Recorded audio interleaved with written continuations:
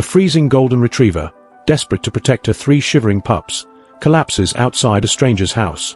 When the man opens the door to help, what unfolds is a heartwarming yet shocking revelation that will change lives forever. Welcome to our video. I'm thrilled to share an emotional story with you today. But first, tell me, where are you watching this from? Drop your location in the comments below. Before we dive into the story, don't forget to subscribe, hit the like button, and turn on the bell icon so you never miss another heartwarming tale. The wind howled through the quiet suburban streets as snowflakes blanketed the ground in a thick, icy layer. It was one of the coldest nights of the year, and David, a retired schoolteacher, sat by his fireplace, sipping tea and lost in a book. The warmth of the fire was comforting, but something unsettled him. There was an odd sound outside, faint scratching, almost drowned out by the wind. He ignored it at first, but the noise persisted, growing louder and more desperate. Curiosity and concern got the better of him. He set his mug down, grabbed a flashlight, and cautiously opened the door. The icy wind hit his face, and he squinted against the cold. At his feet lay a golden retriever, her fur matted with snow, her body trembling uncontrollably. Nestled close to her were 3 tiny puppies, barely moving, their frail bodies pressed together for warmth. David froze, unsure of what to do. His heart ached at the sight, but doubt crept in. He lived alone and had never owned a pet. Could he take on such a responsibility? As he stood there, debating, the mother dog lifted her head weakly, her eyes pleading for help. Before David could decide, she collapsed, her strength entirely gone. Panicking, David sprang into action. He scooped up the pups in one arm and carefully carried the mother dog inside with the other. The warmth of the house seemed to revive them slightly, but the mother remained unconscious. The pups whimpered softly, their tiny bodies still icy to the touch. He grabbed blankets and wrapped them tightly, trying to create a cocoon of warmth. As he checked each puppy, his heart sank when he noticed that one wasn't moving. It was cold and lifeless, or so it seemed. "Stay with me," David whispered, his voice shaking as he tried to warm the tiny pup with his hands. But just as he began to feel a glimmer of hope, a faint sound from outside caught his attention again. Scratching, but this time louder and more frantic. David's heart raced as the scratching outside grew louder. He glanced at the door, torn between investigating and staying to care for the fragile animals he'd just rescued. For now, he decided to stay inside, focusing on the pups and their unconscious mother. The smallest pup, the one that wasn't moving, lay lifeless in his hands. "Come on, little one, fight," David muttered under his breath, gently rubbing its tiny body to generate warmth. He grabbed a small towel, dampened it with warm water, and dabbed the pup's fur carefully, hoping to stimulate some response. After what felt like an eternity, the puppy's body gave a faint jerk. David froze, hardly daring to believe it. Then, the pup let out the weakest of whimpers. Relief flooded through him, and he whispered, "There you go. Hang in there." The mother dog began to stir slightly. Her breathing was shallow, and her eyes fluttered open for a brief moment. David felt a glimmer of hope. However, her condition was alarming. She looked severely malnourished and exhausted. Knowing he couldn't handle this alone, David grabbed his phone and called the local vet. The vet, Dr. Harper, answered groggily but immediately understood the urgency of the situation. "I'll be there in 15 minutes, she assured him. While waiting, David focused on keeping the dogs warm. The pups snuggled against the blankets, their tiny cries growing slightly stronger. The mother, though still weak, shifted to nuzzle her pups instinctively. When Dr. Harper arrived, she wasted no time. She examined the dogs and shook her head. "The mother's severely dehydrated and undernourished. She needs fluids and rest."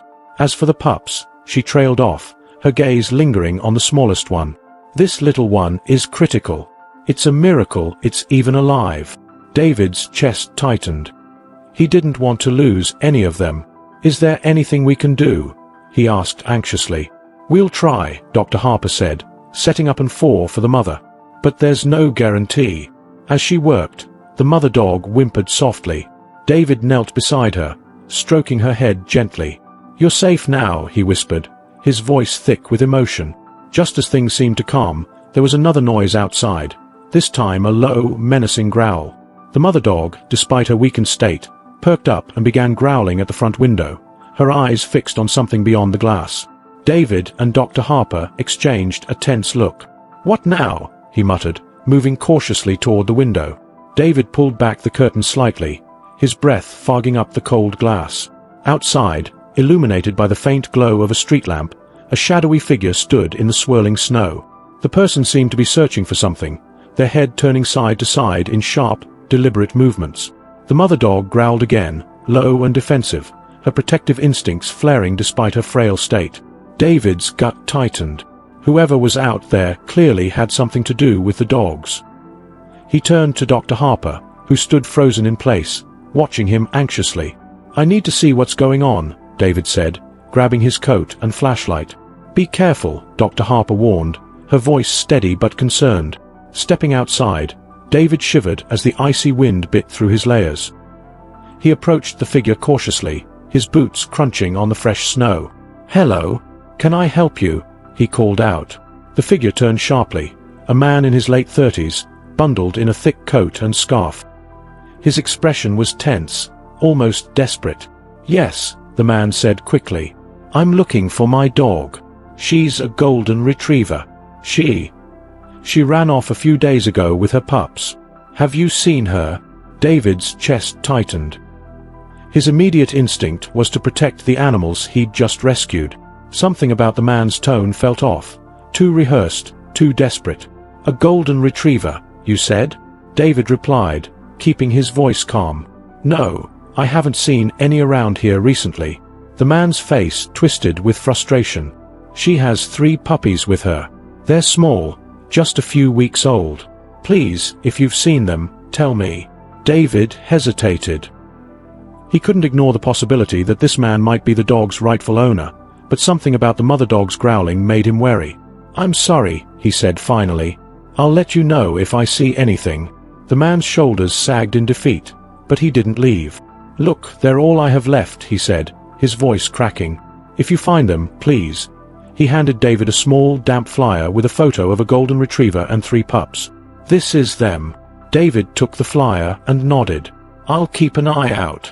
As the man walked away, David returned inside, his mind racing. He showed the flyer to Dr. Harper, who studied it closely. "It's them," she said quietly. "But something feels wrong. The mother dog doesn't trust him, and animals don't usually react like that without reason." David nodded, his unease growing.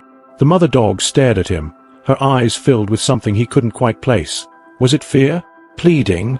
Just as he was about to sit down, a loud knock rattled the door, making everyone jump. David's heart pounded. He glanced at Dr. Harper. "Stay with the dogs," he said, heading toward the door. When he opened it, the same man stood there, his face now stern. "I know you have them," he said, his voice cold and firm. David's hand tightened on the doorframe as he stared at the man standing before him. The desperation from earlier was gone, replaced by a sharp intensity that made David's stomach churn. "I don't know what you're talking about," David said, keeping his voice even. The man stepped forward, his boots crunching on the icy porch. "Don't play games with me. My dog and her pups are inside, aren't they? I followed their tracks here." David's heart pounded. He glanced back at the mother dog, who was now growling low in her throat, her body positioned protectively around her puppies. She was too weak to do much, but her instincts were in overdrive. Dr. Harper stepped into the hallway, her face calm but her eyes alert. "Sir, if you believe these animals belong to you, there's a proper way to handle this. But barging into someone's home isn't it," she said firmly. The man's eyes darted to her, narrowing. "You don't understand. They're mine," he said through gritted teeth. "I've been looking for them for days."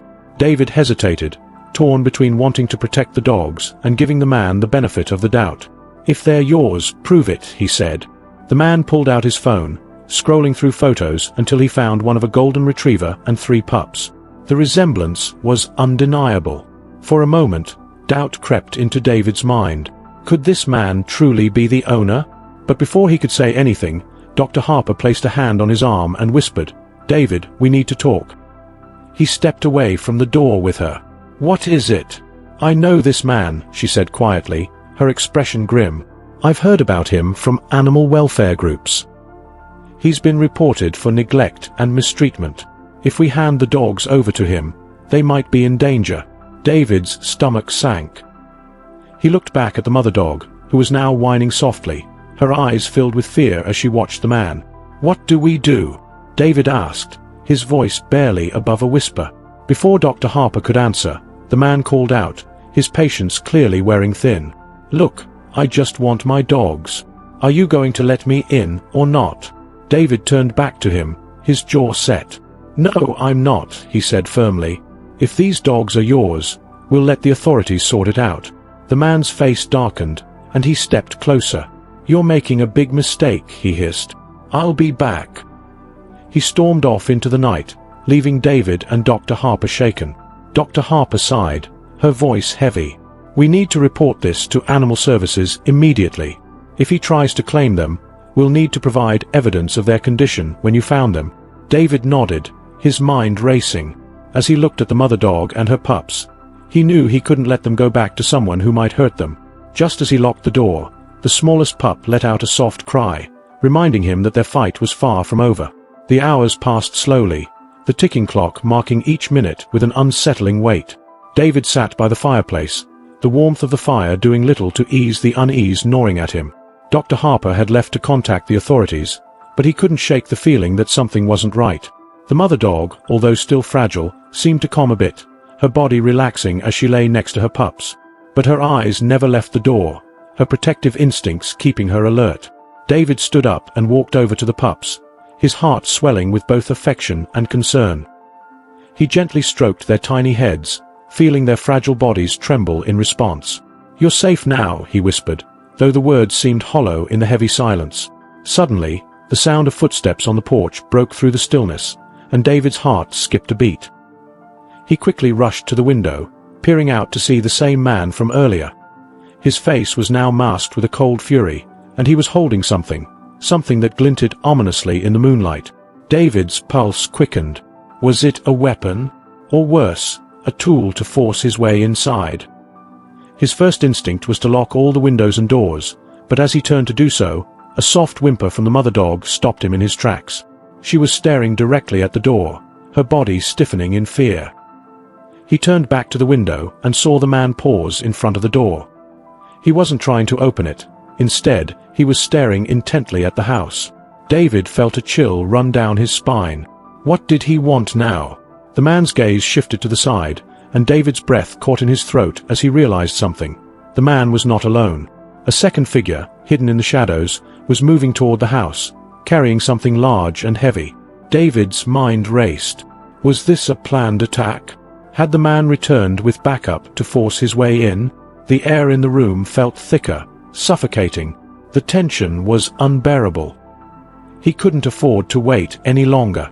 He grabbed his phone and dialed Dr. Harper. "David, what's going on?" she answered quickly. "They're back," he whispered urgently. "And they're not alone. I need help." "Stay inside," Dr. Harper warned, her voice stern. "I'll be there as fast as I can. Just hold on." David didn't have much time. He locked all the doors and windows, securing them as best as he could. His eyes never left the door, and the mother dog's anxious whining made his nerves even more frayed. As he moved to check on the pups, a loud thud rang from outside, followed by a faint scraping noise. Then, a voice came from just beyond the door. "I know you're in there, David. Open up." David's heart pounded as he stood motionless. His mind screamed to ignore the voice, to protect the animals at all costs. But there was no ignoring the force behind the man's words. The whimpering of the pups suddenly cut through the tension, a cry of desperation. David's stomach dropped. He knew what he had to do. David's hands trembled as he stood by the door, trying to steady his breath. The faint scraping noise from outside continued, like someone was trying to pry the door open, and with each passing second, it felt like time was slipping away. The mother dog's growl had turned into a low, continuous whine, her body tense with fear. The pups huddled together, their tiny bodies shaking. David knew he couldn't let them fall into the hands of this man, not after everything they had been through. A muffled voice came from the other side of the door. "I don't want to hurt anyone, David. Just open up, and we can settle this peacefully. You don't have to make this harder than it is." David's mind raced, weighing his options. Could he trust the man? The fear in the mother dog's eyes told him all he needed to know.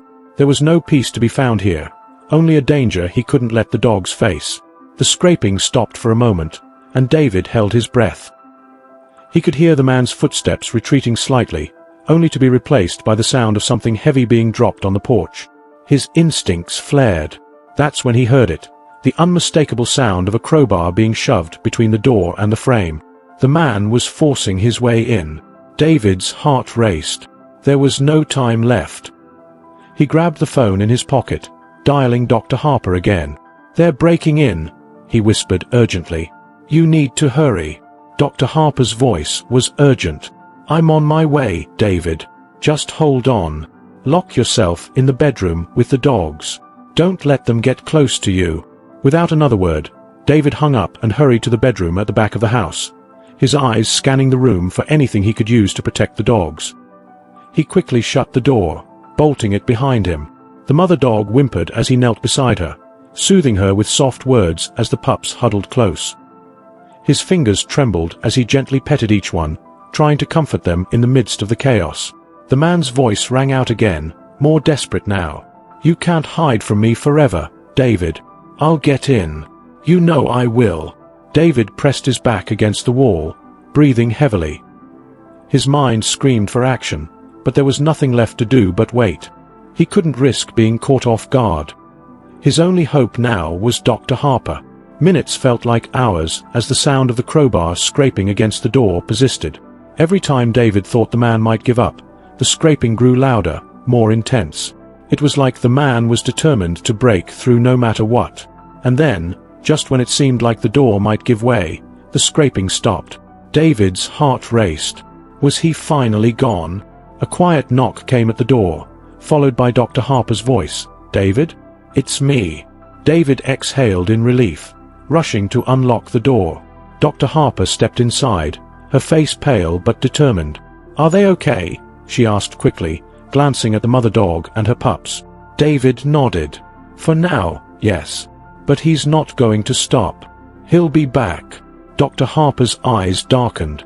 "We need to get them out of here. Now." David looked at the dogs, the weight of his decision heavy in his chest. He had made a promise to protect them, and now, it was time to see it through. As they carefully gathered the dogs, preparing to leave through the back door, David caught one last glance at the front. The man was still out there, but this time, David wasn't going to let him get any closer. He had to protect these dogs, no matter the cost. The mother dog looked up at David one last time, her eyes filled with gratitude, and then, with a soft whine, she followed him toward safety. As they exited through the back, David knew this was only the beginning.